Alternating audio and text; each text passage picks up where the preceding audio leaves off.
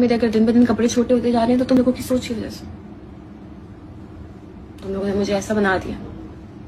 अब ये जो एक टिकटॉकर हैं या जो इन्फ्लुएंसर हैं, ये जो बात कर रही हैं, ये इतनी नॉनसेंस और इतनी बुलशिट ये बात है। इसकी अभी हम बैकग्राउंड में भी जाएंगे।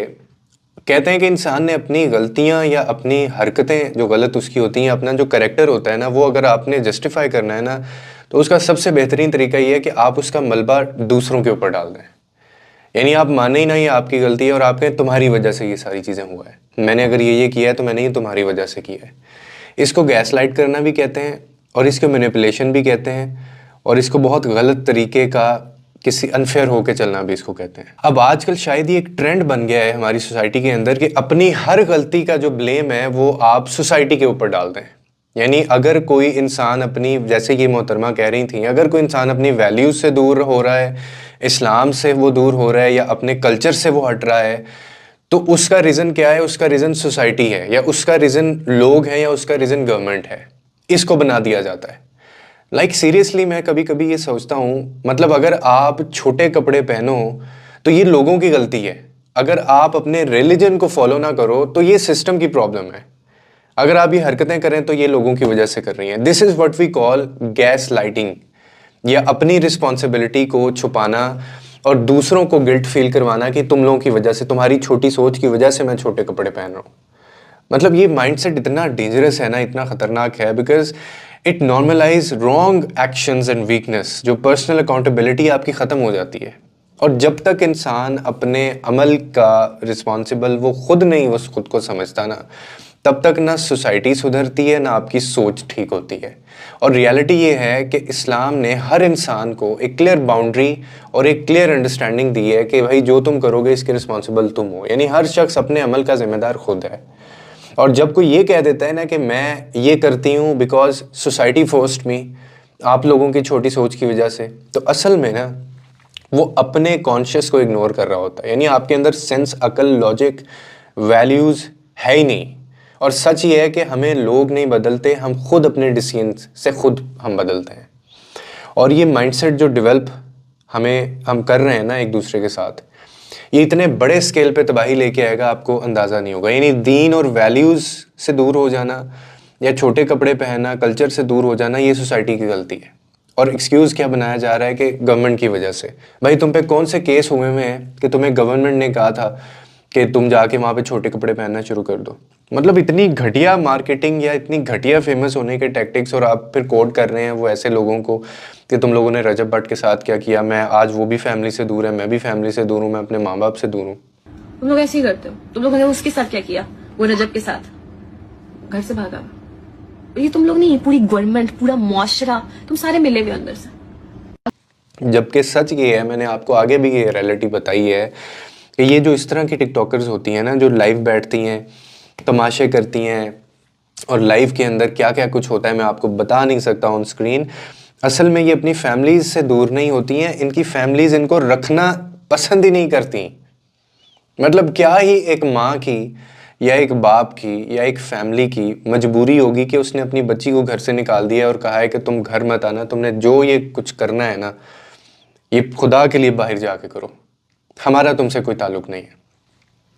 और आप मतलब कपड़े ऐसे पहन के आप ये कह रही हैं कि तुम लोगों ने की वजह से मैं छोटे कपड़े पहन रही हूँ। एक तरफ से तुम्हारा स्ट्रैप नज़र आ रहा है, एक तरफ से तुम्हारी ये सारी नंगी तुमने बाजू की हुई है, ये सारा तुमने सीना दिखाना शुरू किया हुआ है, और साथ में तुम वैल्यूज़ की बात कर रहे हो।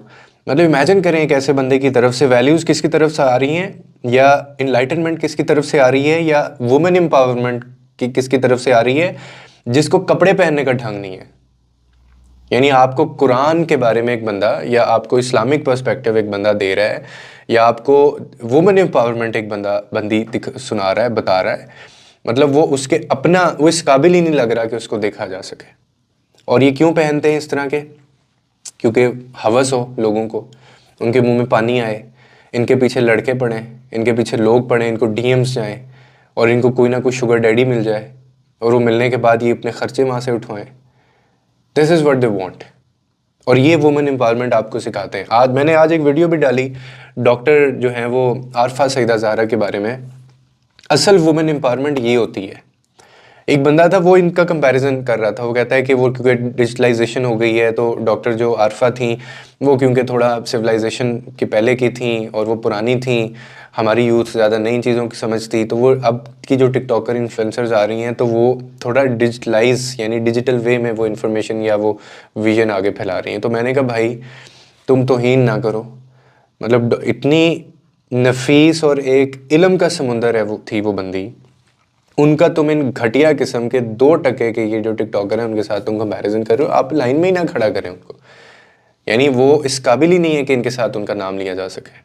तो असल वुमेन एम्पावरमेंट होता है ना वो ये होता है, आप उनके लेक्चर्स उठा के देखें, आप उनकी ज़िंदगी में जो उन्होंने ज़िंदगी को लेके, जो खुदा को लेके या खुदा और उसके बंदे का जो रिश्ता है या ज़िंदगी के जो असूल हैं, आप वो पढ़ के देखें कितने उनके लेक्चर्स हैं।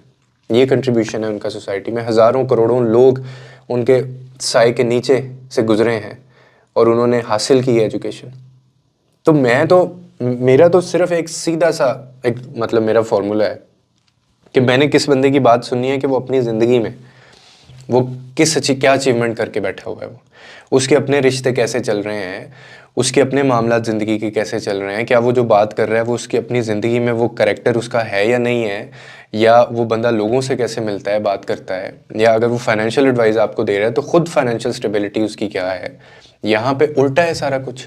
एक बंदा जो खुद यानी उसको पता ही नहीं है खर्चे कैसे मैनेज करने हैं या वो फाइनेंशियली स्ट्रांग नहीं है, वो आपको बता रहा होगा how to control your financials. एक ऐसा बंदा जो खुद तलाक लेके बैठा हुआ है या जिसका अपना रिश्ता तलाक लेने के ऊपर आया हुआ है या जो मारता है अपनी बेगम के, अब्यूज़ करता है, या बेगम साहिबा ऐसी हैं यानी वो रिश्ता ख़राब होने को आया हुआ है, दोनों को ही मैनेज करना नहीं आ रहा, वो आपको बता रही होंगी कि हाउ टू मैनेज रिलेशनशिप, कैसे आपने खुश करना है पार्टनर को। और एक ऐसा बंदा जो नमाज तक नहीं पढ़ता, जो वैल्यूज़ कल्चर दीन से दूर है, वो आपको बता रहा होगा हाउ टू कनेक्ट विद अल्लाह। मतलब यहाँ पे तो ये हाल है। और उसी कैटेगरी में ये लोग आते हैं। मुझे क्यों गुस्सा आता है कि जब ये कोई ऐसी बात करते हैं जिनका ताल्लुक दीन से होता है या जिनका ताल्लुक वैल्यूज़ से होता है, आपके ट्रेडिशन से होता है या तहज़ीब से होता है या आपके जो कल्चर है उससे होता है। पहले ख़ुद तो सीख लो वो करना और उसके बाद फिर लोगों को बताना। तो खुदा के लिए ऐसे फेक वुमेन एम्पावरमेंट या इन्फ्लुएंसर्स के पीछे ना भागें। ये आपको मतलब किसी और तरफ लेके जाते हैं। आपने अगर ज़िंदगी में कुछ सीखना है तो ये जो इन जैसी जो ख़वातीन होती हैं उनसे आप कुछ सीखें। और ये कितनी बेहुदा सी बात है, मतलब इस पे ये बच्चे से भी ये बुलशिट एक्सपेक्ट नहीं की जा सकती। एक बच्चा भी इस तरह की लॉजिक दे सकता है कि मैंने तुम लोगों की सोच की वजह से, मतलब मैं अभी ये शर्ट उतार दूँ ना, तुम लोगों की वजह से मैंने ये शर्ट उतारी क्योंकि तुम लोग मुझे बोलते हो ना, तुम लोग मुझे बुरा भला कहते हो, मैंने तुम लोगों की वजह से गलत काम शुरू कर दिए हैं, मैंने तुम लोगों की वजह से दुनिया का हर जो है वो नंग धड़ंग करना शुरू कर दिया है क्योंकि तुम लोग मुझे बोलते हो, तुम लोगों ने फोर्स किया है मुझे। इसका ये मतलब है। ये कितनी अजीब बात है। आपकी क्या राय है आप कमेंट सेक्शन के अंदर बता सकते हैं। लोगों के लिए आसानियाँ पैदा करें, रब आपके लिए आसानियाँ पैदा करेगा।